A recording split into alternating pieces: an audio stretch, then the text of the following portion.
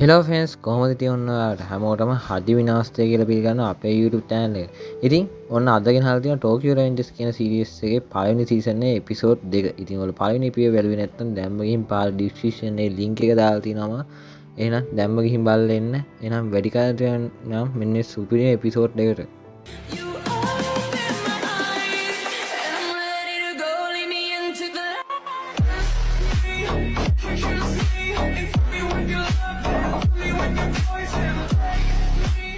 හරි ගයිස් ඉතින් එපිසෝඩ් එක පටන් ගද්දිම අපිට පෙන්නන්නේ වර්තමාන කාලේ නවතෝගේ කාර්යාලය එහෙම නැත්නම් එපාර්ට්මන්ට් එක.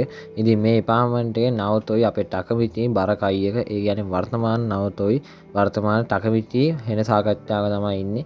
ඉතින් මේ නවතෝ කියනවා කාලතරණය එහෙම නැත්නම් ටයිම් ට්‍රැවල් කියන එක මං ඒක ගැන ටිකක් හෙව්වා. ඉතින් ඔයාලට තියෙනවා මේ දවස් ඉඳලා අවුරුදු 12ට කලින් දවසට එහෙම නැත්නම් අද දවස් ඉඳලා අවුරුදු 12කට පස්සේ මේ දවසටම යන්න. ඉතින් මේක මේ ටකමිතිට ඇහුවාම පුදුම හිතෙනවා. ඉතින් ටකමිති මෙහෙම හිතනවා මං දවස් දෙකක ඉඳලා නිදිනේ. මේ පාර්ලිමේන්තුවේ හිරකාරයෙක් වගේ මම ඉන්නවා කියලා ටකමිති හිතෙනවා.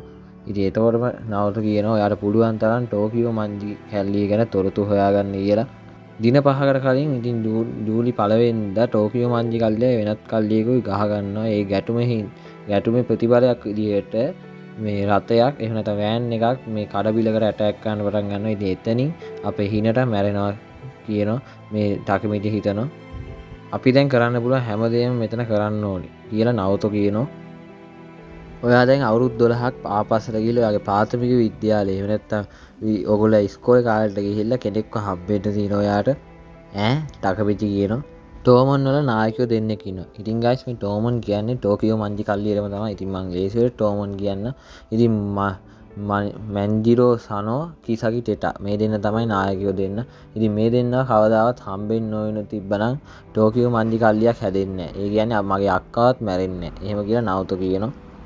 මම ආය අතීතයට ගිහිල්ලා මුන් දෙන්න හම්බෙන එක නතර කරන්න ඕනි. ඒත් මං කොහොමද අතීතයට යන්නේ කියලා ටකමිචි කියනවා. ටකමිචි ඔයා කිව්වා මගේ අත ඇල්ලුවාන් පස්සේ ආයි වර්තමානයට ආවා කියලා. ඉතින් ඒක වෙන්නේ නැති අපිට අතීතයට හා අනාගතයට යන්න පුළුවන් ගමන් මාර්ගය. අපි ඒක ටෙස්ට් කරලා බලමු නවතු කියනවා. ඉතින් මේ දෙන්න හිතුවා වගේම අතර දෙනවා. ඉතින් හිතුවා වගේම අපේ ටකමිචි අතීතයට යනවා. ඉතින් ඒක තමයි අතීතයට හා වර්තමානයට එන්න තියෙන එකම මාර්ගය.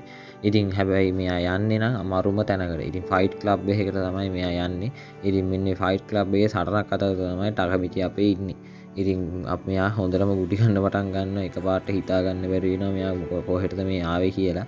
ඉතින් නවතෝ කෝයා කියලා කෑ ගහන්න පටන් ගන්නවා. දැක්කනේ ගයිස් අපේ කොල්ලගේ මූණ ඉතින්.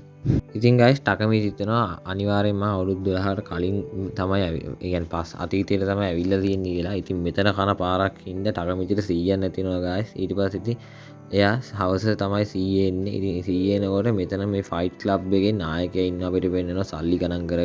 ඉතින් මේගොල්ලෝ කරන්නේ ගයිස් අනුන් සටන් වලට දාලා ඒගොල්ලන්ට ඔට්ටු අරලා සල්ලි හම්බ කරන එක.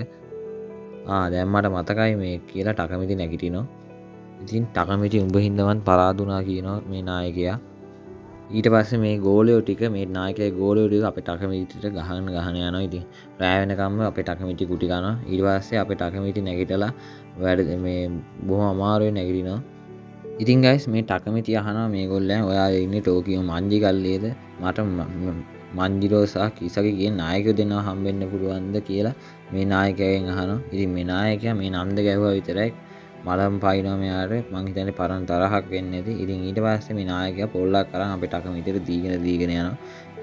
ඉතින් ගයිස් ඊට පස්සේ අපේ නායකයා කියනවා මේ ඔය දෙන්නගේ නම් දෙක කිව්වොත් ආයි මං ඔබව මරනවා කියලා. ඉතින් ඊට පස්සේ අපේ ටකමිටි ලේ පෙරාගෙන පාර දිගේ දුවනවා අපේ වර්තමානයේ එහෙම නැත්නම් අතීතයේ ඉන්න නවතෝ හොයාගෙන.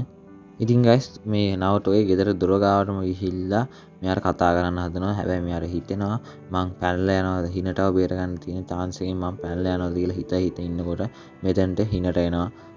ඊට පස්සේ හායි කියලා කතා කරනකොට හිනට ඇවිල්ලා ඔයා ආයි ගහගත්තද මේ කොල්ලෝ නම් කියලා බයින්න පටන් ගන්නවා අපේ ටකමිටිට. ඉතින් ඊට පස්සේ අපේ ටකමිටි සමා වෙන්න කියනවා. ඉතින් එතකොට මේ අපේ හිනට කියනවා මං ආව ආරක්ෂා ගන්න ඔයා අඬන බබේ ටකමිටි කියලා විහිළුවට වගේ කියනවා. ඉතින් ඊට පස්සේ අපි හිනටව බේර ගන්න ඕනේ කියලා අපිට අකමැති මෙතනින් යනවා. ඉතින් යන ගමනුත් කල්පනා කරන්නේ අපේ හිනටව බේරගන්නේ කොහොමද කියලා. ඉතින් ඊට පස්සේ අපිට පෙන්වන්නේ පහුවෙන්ද උදේ අපේ කට්ටිය සෙට් වෙලා ඉන්නවා. ඒ කියන්නේ අපේ ටකමිටි යාළුවෝ ටකමිටි සෙට් වෙලා ඉන්නවා ඉස්කෝලේ. ඉතින් ඊට පස්සේ උන් කතා වෙනවා උන් ආපහු ෆයිට් ක්ලබ් එක දාලා ගිහලා අකුන් කියනවා. ඉතින් අද සටන් ගානේ ටකුයා. ඉතින් ටකුයාට මේක කරන්න බෑ. එයාට ශක්තියක් නැහැ කියලා ටකමිටි හිතනවා. ඉතින් ඒත් ටකුයා මේ සටනට යනවා අපිට පෙන්නනවා. ඊට ටකමිටි හිතනවා මට ඉන්නේ පට්ටම යාළුවෝ සෙට් එකක් කියලා. ඉතින් ෆයිට් ක්ලබ් එක ගාවට මේගොල්ලෝ යනවා. ඉතින් අපේ ටකුයා එක සටන් ගන්න ඉන්නේ සකුරා කියලා කෙනෙක්.